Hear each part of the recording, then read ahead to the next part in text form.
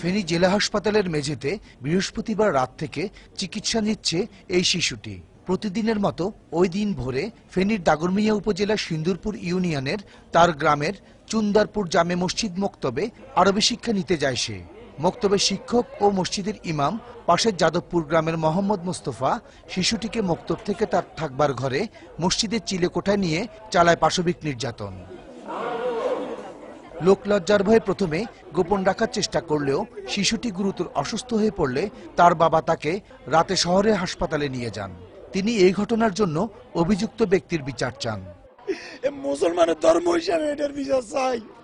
আমার মেয়ে জীবন শেষ, আমার জীবন শেষ। এদিকে ঘটনা জানাজানি হয়ে পড়লে রাতেই গা ঢাকা দেয় মসজিদের ইমাম মোহাম্মদ মোস্তফা।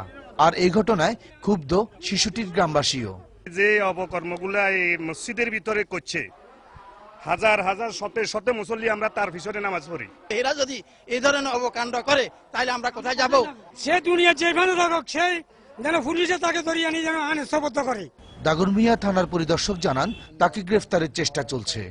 ঘটনাটা অত্যন্ত মর্মান্তিক, এটা অত্যন্ত ঘৃণিত। তাকে গ্রেপ্তারের জন্য আমরা সর্বাত্মক প্রচেষ্টা অব্যাহত রেখেছি, সোর্স নিয়োগ করা হচ্ছে। আমরা আশা করছি যে স্বল্প সময়ের মধ্যে গ্রেপ্তারে আমরা সক্ষম হব। হাসপাতাল কর্তৃপক্ষ জানায় শিশুটির চিকিৎসা চলছে, তবে সে পাশবিক নির্যাতনের কারণে শারীরিক ও মানসিকভাবে কিছুটা বিপর্যস্ত। বখতিয়ার মুন্না, সময় সংবাদ, ফেনী।